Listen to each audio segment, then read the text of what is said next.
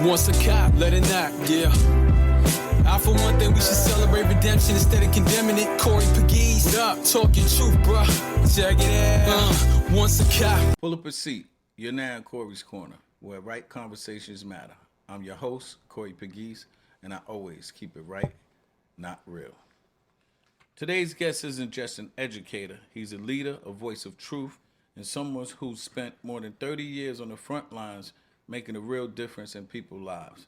As the principal of Roosevelt High School in Long Island, New York, founder of S.O.N.I.A.Y, and the author of Roosevelt to the Hamptons, The War on Both Sides, he brings a perspective that's honest, bold, and needed.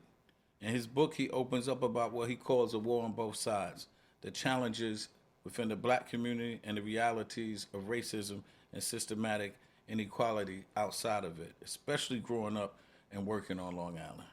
This conversation goes beyond education. It's about identity, resilience, leadership, and having the courage to speak on things many people avoid.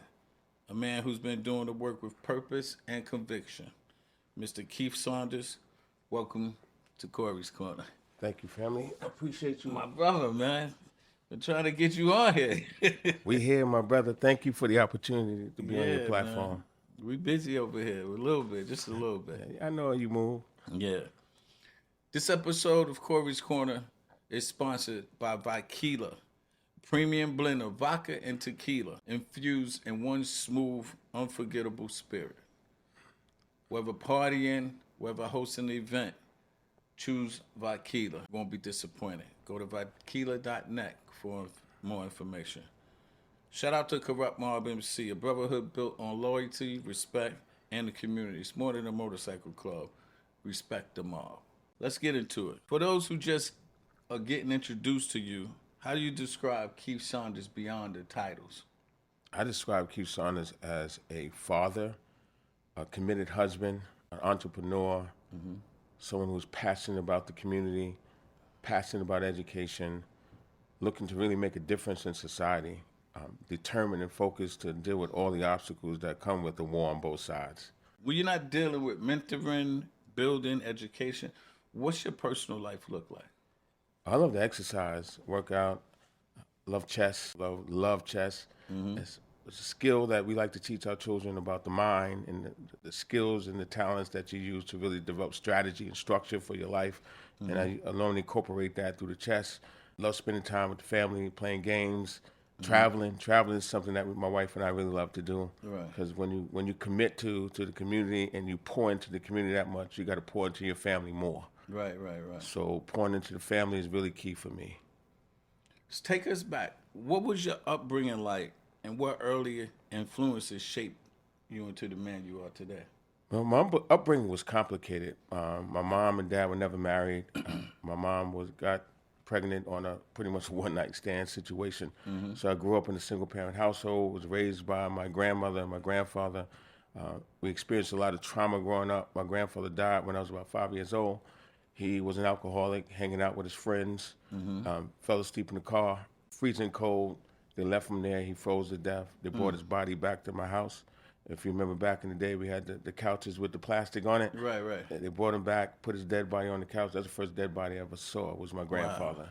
So that trauma stays with you for the rest of your life. I still remember the sounds of the 21-gun salute because he was a military person at Calverton Cemetery. So that ringing stays in your ear 55 years. I'm 55 now. 50 years later, it still rings in your ear because you don't forget that. Right. So when you start from those kind of beginnings, and then you realize the trauma that the family has faced, because after my grandfather passed, then my uncle passed when I was in middle school. He was my only father figure that I ever had. Right. And he was another one who liked to indulge in alcohol.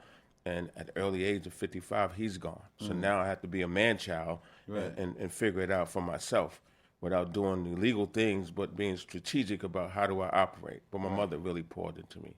My mom is also dealing with trauma, so she grew up without her mother. Her mother was from the South. We call her the first, Harriet Tubman, bringing the family from the North to the South. Yeah. And she had to sacrifice her own personal life to leave and go up north, as they call it, to New York to raise money. That leads me into, was there a specific moment or a person that pushed you in your life toward education? My mom pushed me towards education because she never finished. She went to South Carolina State University, and she was there when the troopers came and started shooting everything. And she remembers the lights, the bullets were going over her head when she was running. Jim Jim Crow Crow era. So she survived that massacre. But really motivated me. I had a professor in college who was just incredible in regards to motivating and inspiring me to really see things different. Kenneth Jenkins at Nassau Community College. Ken Jenkins. He changed my life. Wow. Ken Jenkins ended up being a legislator, right? Was he a No, legislator? he's never became a legislator. He was just a professor at Nassau Community College. Okay. A phenomenal human being who really opened my eyes to knowledge of self. When you're in school from first grade to 12th grade, know nothing about you. Right. And then when you get to college and all of a sudden the world opens up about all the contributions of African Americans that contributed around the globe, it makes you angry at first because you were denied access to a knowledge of self. Right. And in the community, we dealt with the gods and earths and the 5% nation. Right. But when you really start digging into the history, it really opened my eyes to an understanding to the point where I said, I want to be a teacher. Because throughout my career in Roosevelt, I never had a male black educator until I got to college. Never. So I said, I don't remember, I grew up in Queens. I don't remember having one black teacher. I had black females and white females and white men, but I never had a black administrator. You studied Africana studies. Oh, absolutely. How did that shape your worldview and your commitment to the community? I was fortunate. I was the TA for Amiri Baraka, a.k.a. Leroy Jones. He was one of the organizers of the Black Power conference back in the 70s. So having direct access to history, like a little kid sitting at the foot of greatness, it was a blessing for me to really study under him. And being in the African department, learning from all the different professors, Florence Cash and all the others. What school you went to? The great Stony Brook University. Oh, you went to Stony Brook, okay. Yes, Nice. well, I transferred from Nassau Community College to Stony Brook University. And there on campus, I became an activist. I went from a quiet kid who played sports to a loudmouth on campus as an activist, making things happen, shaking things up. I love it. I love it. You spent over 30 years in education. Just fall back. My first encounter with you was Uniondale High School. You was administrator at Uniondale many years ago, maybe about 15 years ago. And you asked me to come and speak to the kids. And I did. I met you. I was impressed with your demeanor and how you carried yourself as a professional. And I'm super proud to see that now you're running a school out in Long Island, which is a big deal. And shout out to our brother Darren Green, little Darren Green, my guy, who introduced us. Everything is each one teach one, connections and politicking. What first drew you into this field and what kept you there? What kept me there was the need. When I first went into the field, I grew up in the community of Roosevelt. I did my student teaching in Roosevelt High School. And during that era of time, I lived on the block of the high school, but I never went to the high school because of the negative reputation that it had. My mother sacrificed, worked multiple jobs for me to go to Kellenberg, which it turned out to be, so I didn't have to go to the high school. But I was committed because all of my friends that I played football with, that I played basketball with, was in Roosevelt. So you really want to be in Roosevelt with your people. So, make a long story short, when I got to the point where I wanted to do my student teaching, I was adamant about going home. Because when you develop a knowledge of yourself, you want to share that information with your people, not with others. You want to tell everybody about what you've been saved with. And you want to share all that information that you was denied for 12 years. So I was adamant. My major was in African history, but there's no curriculum for African history. So I had to get my degree in social studies so I can incorporate the history strategically into the curriculum without getting in trouble. So that was my motivation. I did my student teaching at Roosevelt Junior Senior High School during the time when the state was taking over Roosevelt High School. Roosevelt High School is the first school that the state has ever taken over, and the last school that they've taken over in New York State. So when I was there, I got a chance to see what my peers were going through that I played football with, that I played basketball with, and the need was a dire need. And being in that building, it was the same deficit. There was a lack of men. So I was adamant about being a male role model to share the information with the current population that looked like me. At that time period, Roosevelt was like 90-something% black. So the goal was to make sure that I pour into the community that poured into me. As growing up in that community from a single-parent household, the men in the community, the fathers in the community, they raised me to be the man that I am today. This is like a full circle moment for you, It growing up is. and now being the principal of Roosevelt High School. Yes, it is. What's your leadership philosophy when it comes to shaping young minds? My leadership philosophy is lead by example. We call it servant leadership, and I call it transformational leadership. I'm there to transform. The district philosophy this year, the theme was together we will transform. I modify that together we will transform like Voltron. Because Voltron is 5 lions coming together to form one. Transformers form singly. I'm there to transform the community, teachers, students, parents, clericals, secretaries, custodials to come one, because the only way we to move the district forward to the level I know it can be, we have to be unified as a body. And when you come from trauma, for years and years of trauma, it's difficult for them to accept a new voice of leadership. Right. So my mission this year was to build community within the school and within the culture of the building. So I've been determined to unify the building, because if you unify the building, you unify the community. Right. That's great. What are some of the biggest challenges you faced in education, and how did you navigate? Biggest challenge I faced on Long Island is racism and low expectations from black folk, to be honest with you. When you finally in an environment where black folks are in charge, there's a lot of low expectations instead of being high expectations. Speak on it. So my mission is to push our students to greatness, because good is the enemy of great. Yeah. My mission every day is to tell the children that you could be great, and to tell the teachers it's mandatory that for you to pursue greatness. Right. And if you don't reach the greatness, you at least get the good. You eliminate poor and unsatisfactory. So the mission really is to really, really drill into their minds that this is not the old Roosevelt. This is a new beginning. We're the phoenix rising from the ashes. We're the tide that rises. When the tide rises, everything on the water rises. So we are that tide. Roosevelt's the center of the universe, the home of Eddie Murphy, the home of Charlie Murphy. Who's the most famous alumni?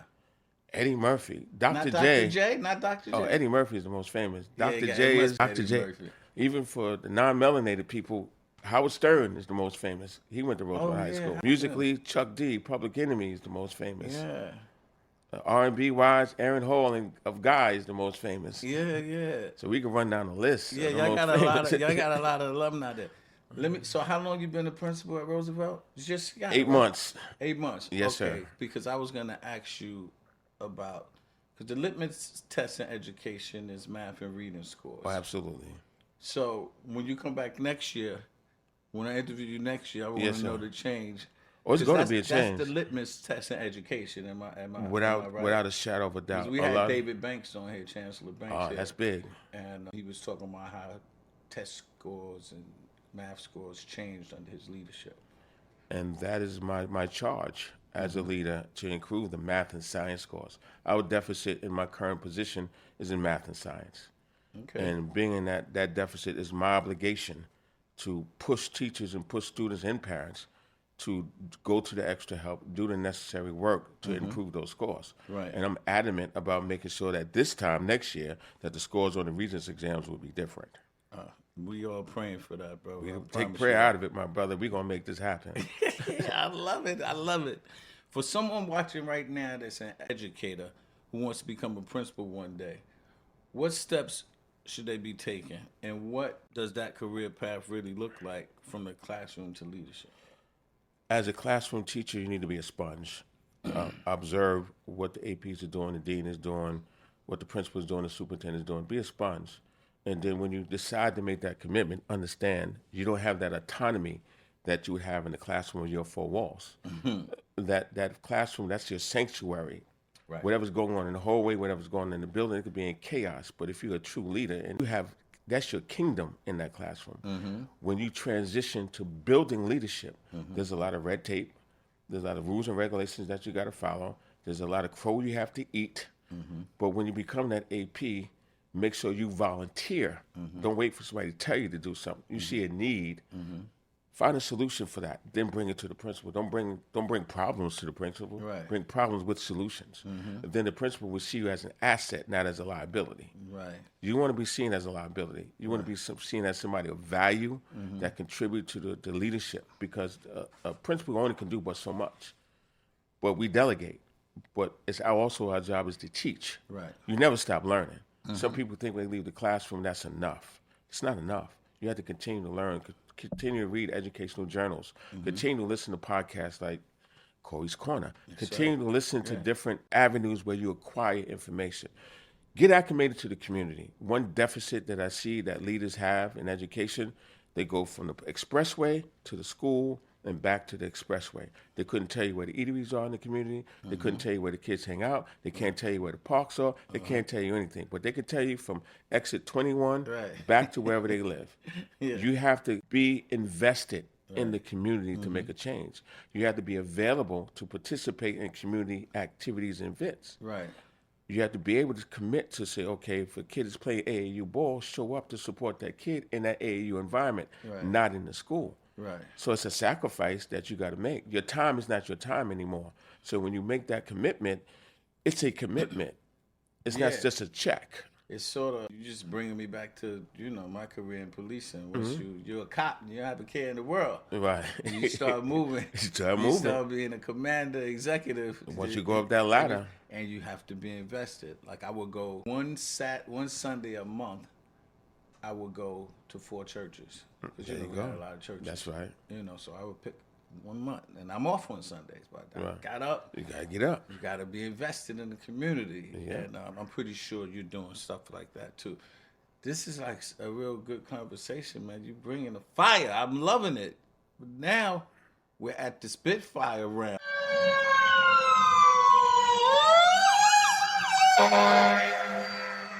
I'm going to ask you 10 rapid fire questions. You're going to give me 1-word answers. Try not to expand on them. It's like a fun game. You One ready? word. Yeah, I'm built for this, Let's brother. go, One Principal word. Saunders. Leadership or influence? Influence. Discipline or motivation? Discipline. A student taught you more than you taught them, yes or no? Absolutely. Biggest issue facing our youth today? Confidence. 1 word to describe your leadership style. Authentic. Book that changed your life. Roosevelt to the Hamptons, the war on both sides. I can't wait to read that one. Faith or strategy? Which leads your decisions? Faith. Most important role? Principal, mentor, or father? Father.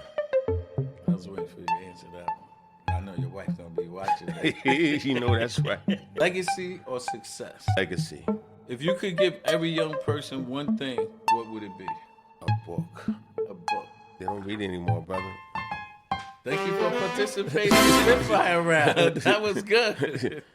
Corey's Corner is powered by Story to Tell Productions. If you're serious about starting a podcast or taking your production to the next level, this is the team you need. Reach out to Story to Tell Productions and get it done the right way. Before we go forward, let me take you somewhere. Everything we talk about on this show, power, accountability, loyalty, respect, redemption, it's not just a conversation for me. I lived it, I've earned it, I've survived it. I've seen both sides of the system. I walked the street, I've worn the badge. I've carried the weight of decisions that change people's lives. That's why I wrote Once a Cop, The Street, the Law, 2 Worlds, 1 Man. It's not just a book, it's the raw, unfiltered truth about the journey from the corners of Queens, New York, to the high glass ceilings of NYPD headquarters, One Police Plaza in Manhattan. The pressure, the politics, the purpose, the cost. And the documentary, A Cops and Robbers Story, pulls the curtain back even further. No headlines, no sound bites, just a human story behind a uniform. Because behind every badge is a man, behind every rank is a story, behind every story is a choice. Now, word from our sponsors. This is not your average vodka. This is Vodkila, a decade of cultured excellence. The best of both worlds, the true taste of victory. A delicious dyad spirit, the world's finest blend of vodka and tequila. Vodkila, the perfect blend. From rooftop parties to quiet moments with friends, Vodkila brings the flavor, the fire, and the unforgettable. So pour it, share it, live it. Vodkila. Visit vodkila.net and order yours today. Hello, I'm Dr. Crystal Bonds. Check out Corey's Corner on YouTube, Spotify, and Apple Podcasts. Your work goes far beyond the classroom. Why has community service always been such a central part of your mission?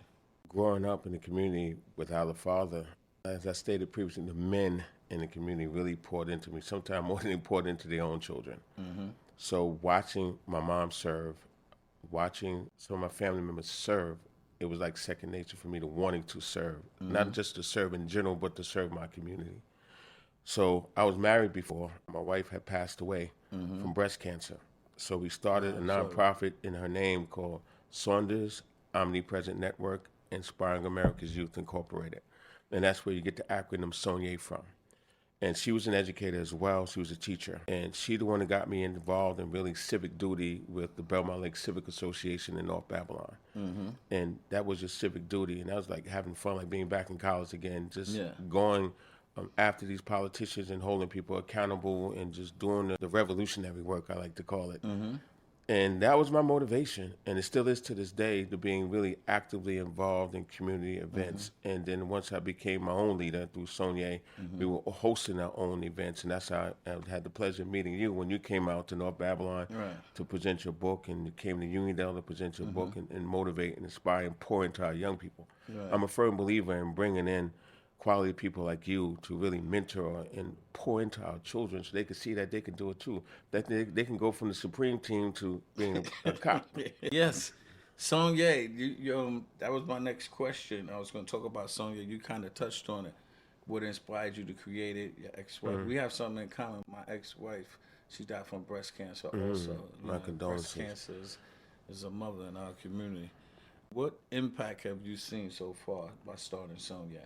The impact is amazing. The amount of young men who are college graduates now, the amount of young men who are quality fathers, who are married to the mothers of their children, the amount of the brothers who are become entrepreneurs, and just give you the love on social media and give you the love and thank you for what you've done for them over the years. And it was so impactful that some of the older brothers would have their younger siblings come and join the program. The unfortunate thing, we left a real big hole in the North Babylon community after the pandemic because the schools really didn't let us back in. You started KDS Enterprise. Absolutely. What inspired you to step into that role of entrepreneurship, and what gap were you looking to fill?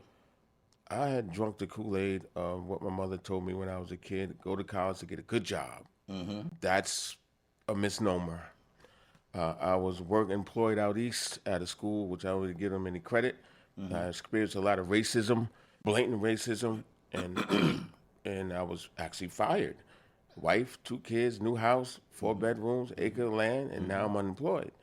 So I realized that what one of my mother's friends was trying to teach me when I was young, you have to have multiple streams of income, people. That's right. You have to have investments, people. So luckily for us, we had an emergency fund. So during that course of about 5 months of being unemployed, I never missed a mortgage payment, never missed any payments because we had an emergency fund. Make sure you have an emergency fund, people. But the reality is, when you're unemployed, so okay, what do I do now? So I launched KDS Enterprise.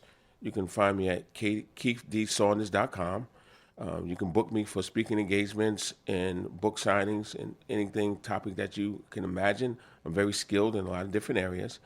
So that's the inspiration, is just being able to utilize the skills I've had in the public school system that I don't get paid for, doing it for myself now, college tours and organizing basketball events and keynote speaking and things of that nature that we just naturally do in education. Yeah, you're doing that every day. Every day. It's part of but we don't do it for ourselves. Right.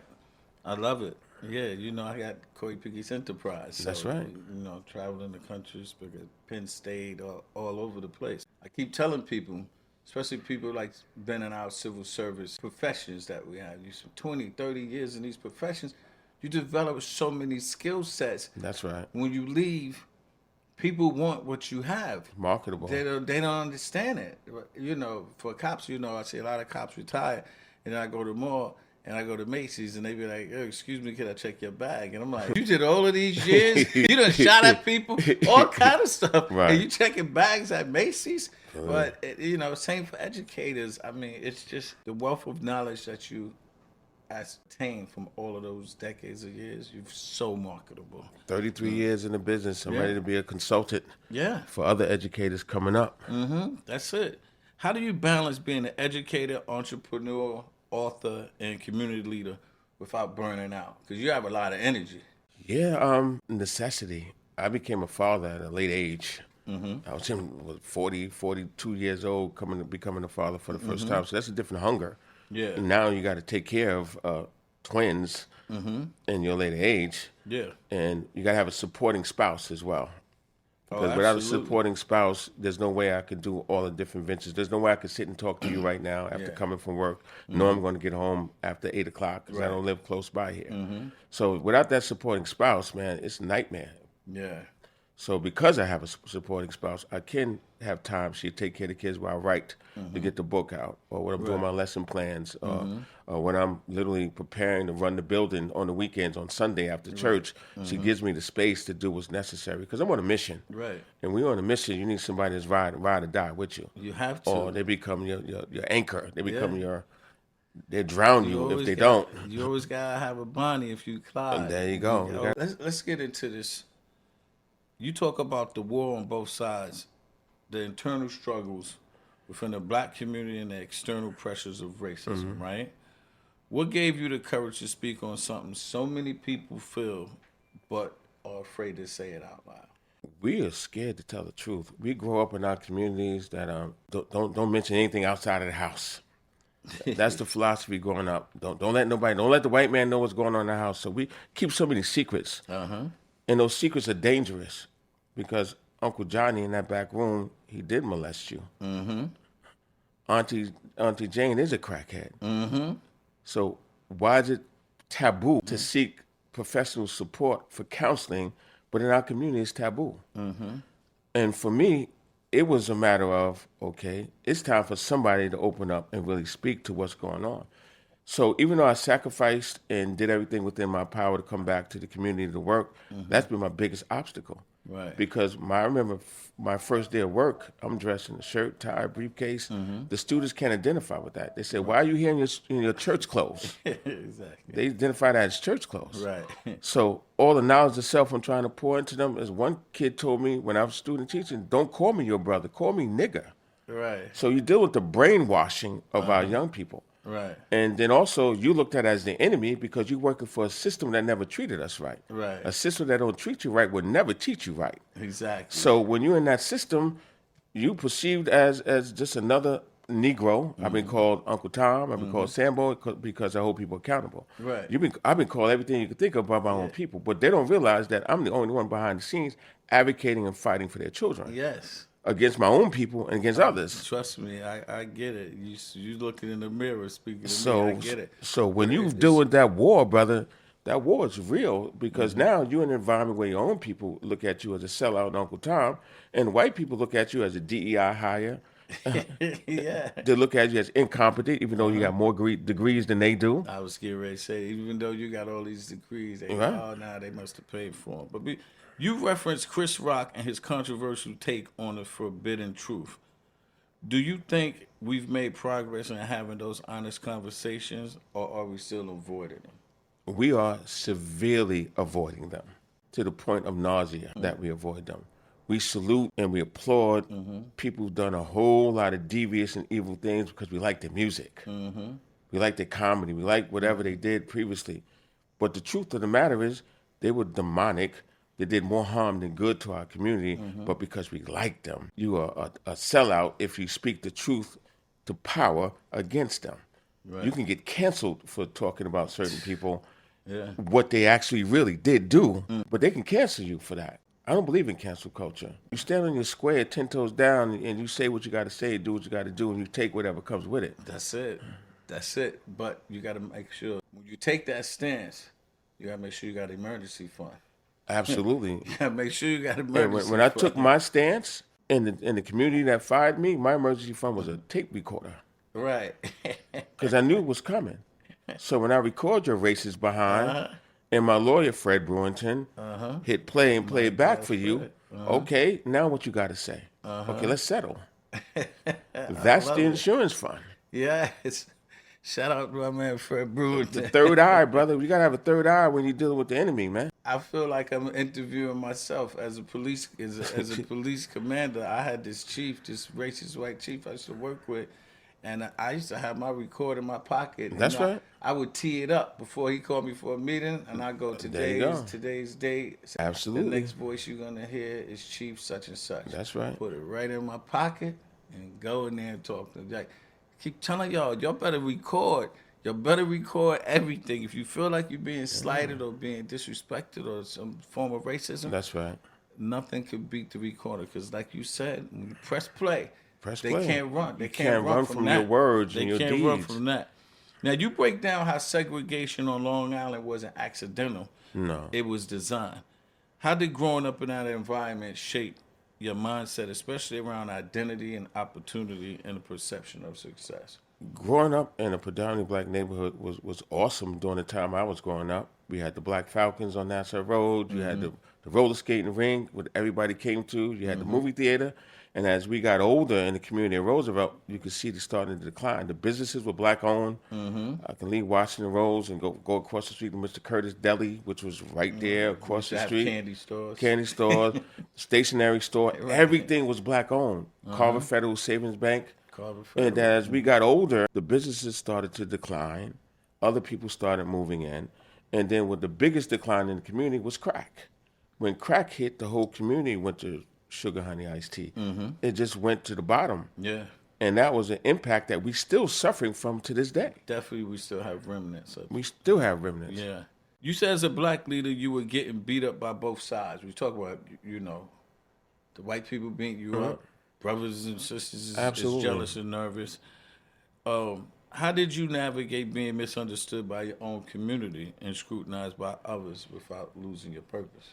Scrutinizing my own community, our people respect consistency. When they see that you're consistent and that you're really not picking on their child, that you're actually trying to help their child. Because Minister Farrakhan used to always say, you gotta love your people more than they hate you. Because as soon as something comes up, and they will say, that nigga couldn't handle it anyway. Right. So when you understand that, and you go into service and leadership, you go in with the mindset that everybody's not gonna like you. Everybody's not gonna understand you. But you're on a mission that you feel is God-inspired, He'll never leave you nor forsake you. So when you're in that environment, you're in the lion's den like Daniel, you stand 10 toes down and just know that your faith, you will get through it.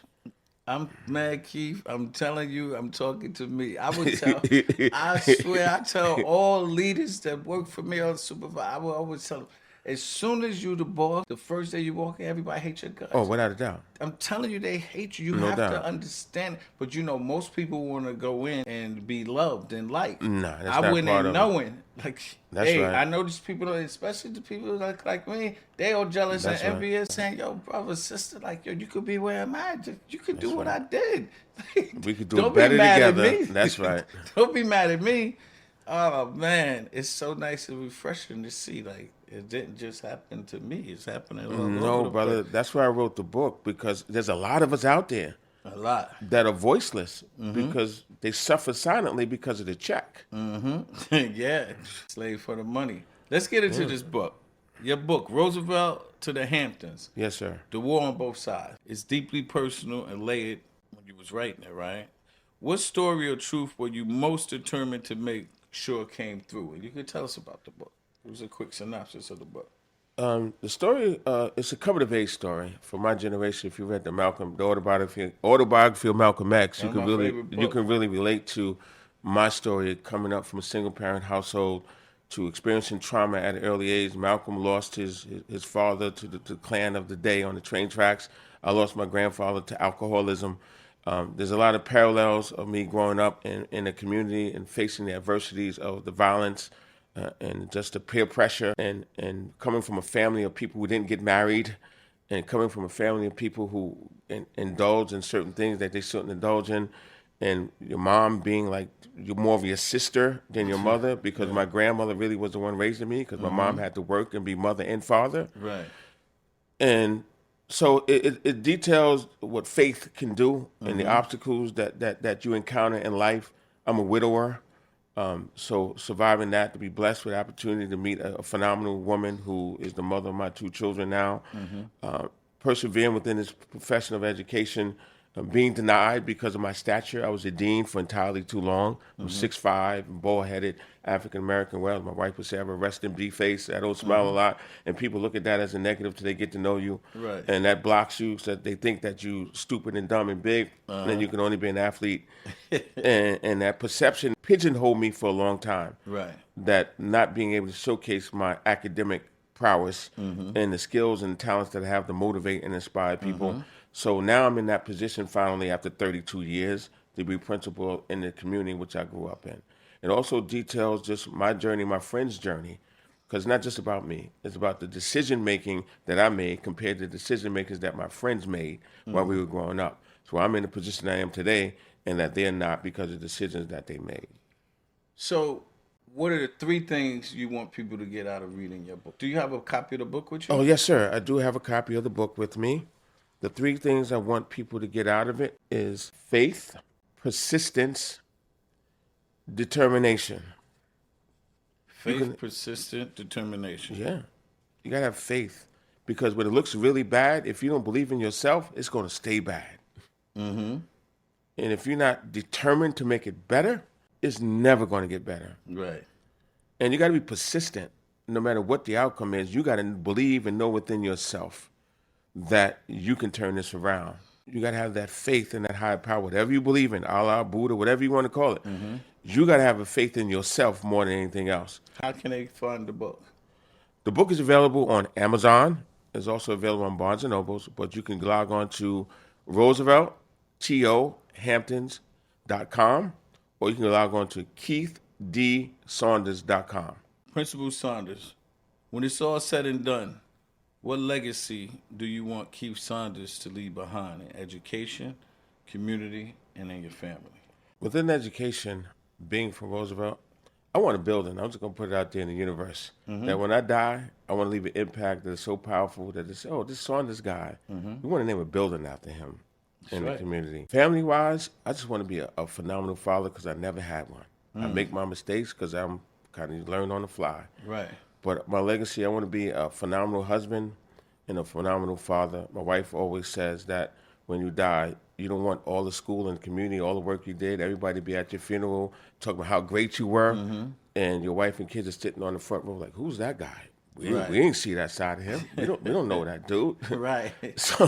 So I want to be the one, man, I want my son to inspire to be better than me. Right. I want my daughter to really put herself in a situation to find a husband that has my integrity and character and qualities. Nice. And community. Community-wise, community's tough. Community is tough. I'm like, I throw that one up in the air because they're gonna love you and hate you all in the same breath. Before we wrap, is there anything you'd like to share we haven't covered? Just go out and buy the book. Amazon, Barnes & Nobles, Roosevelt to the Hamptons, The War on Both Sides. Okay. It's a great read. It's a short read, but it's very impactful. It's a chronology of hip-hop culture intertwined throughout the book because hip-hop was the story of our lives at one point. Yes, it was. We, same age, we grew up on it. And isn't it amazing how the pendulum swung from rappers wanting to be drug dealers to now every drug dealer wants to be a rapper? Yeah. We seen that. We lived that. Yeah, that's right. You know, I grew up with Run DMC, LL Cool J. Right. And, I mean, they're not really good examples because they was the ones, they was really getting money. Well, other rappers wasn't getting money. And now every drug dealer want to be a rapper. It's amazing. Because of clicks and likes. Mr. Saunders, Principal Saunders, Keith, my friend, I want to say thank you not only for sitting down with us today, but for the years you poured into our communities. Listening to you, it's clear this work goes way beyond education. You're actually changing lives. You're helping shape futures, families, and really the next generation. And that's something that deserves to be recognized. This is what Corey's Corner is all about. Lifting people who are out here doing the work for the right reasons, just not talking about it. And on a personal level, I want to tell you, I'm very impressed with you, brother. Thank you, sir. I'm going to support you. I got to come to that school. You gotta fit me in. I got to come. Yes, sir. You're saying all of these great things going on there. I definitely want to come to the school and meet some of these phenomenal young scholars that's there because I know that you 10 toes down and you got them Yes, sir. doing what they're supposed to do. I really appreciate it. Thank you again for pulling up to Corey's Corner. We got more powerful conversations on the way. Yes, sir. My brother.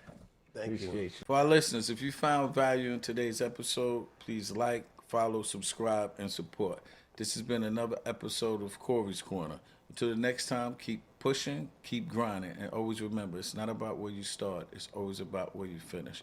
I'm Corey Pegues, and I always keep it right, not real. Peace. Special thanks to our executive producer, our engineers, and much respect to Corrupt Mob for making Corey's Corner possible. Once a cop, let it knock, yeah. I for one think we should celebrate redemption instead of condemning it. Corey Pegues, up, talking truth, bruh. Check it out. Once a cop, I used to hunt the block.